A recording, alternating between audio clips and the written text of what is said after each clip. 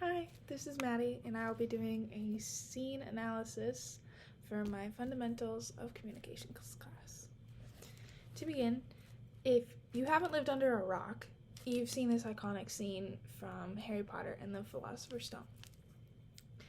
This scene I'm referring to is the Wizard's Chess scene at the end of the movie.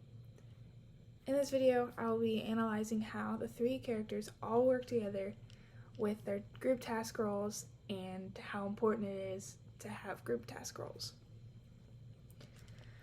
The main conflict in the scene is that the three, but really just Harry Potter, needs to win this life-size game of Wizard's Chess. They all take on different task roles to win, because otherwise there's just a whole ton of more conflict already than this life or death game.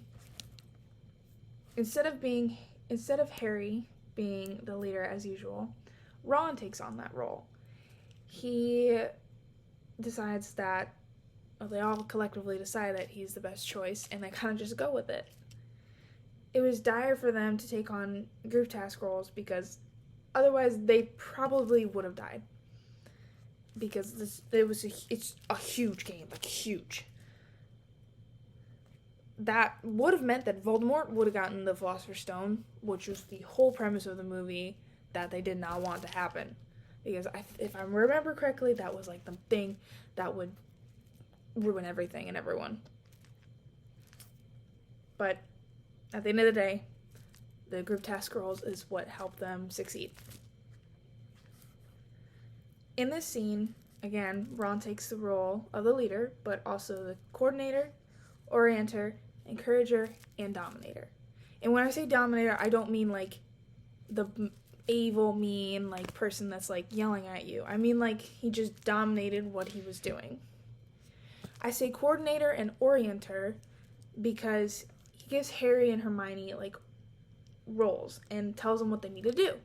But not like in a mean way. It's more of just like, this is what needs to happen for us to win. And he wasn't like saying you need to do it, but it's more like, if you don't do it, we're gonna die.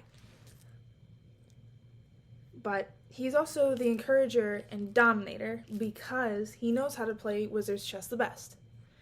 And in order for them to win, he knows what they needed to do. And he was dominating the game, he was telling all the other pieces what to do, and helping Hermione and Ron for what they needed to do as well. On the other hand, Harry and Hermione take on the group task roles of the followers.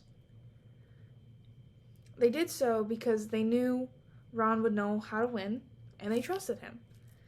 If they decided they wanted to go against Ron, being the leader, and them not be the followers, they probably would be dead, like I said before. This game was, like, life-size, and the other parts of chess were destroying the parts or the little players that got close to them.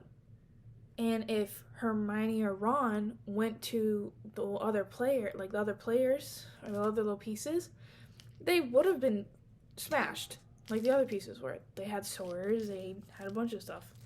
And it was life-size, and Wizard's Chess is crazy.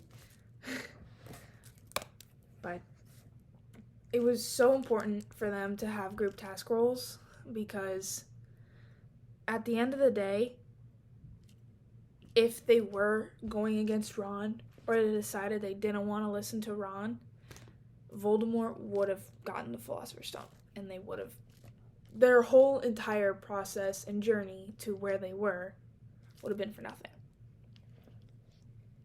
In conclusion, again, group task roles are very important, very dire. They're essential, especially when you're playing Wizard's Chess. In some situations, you just have to trust the leader, Ron, knows what they're doing.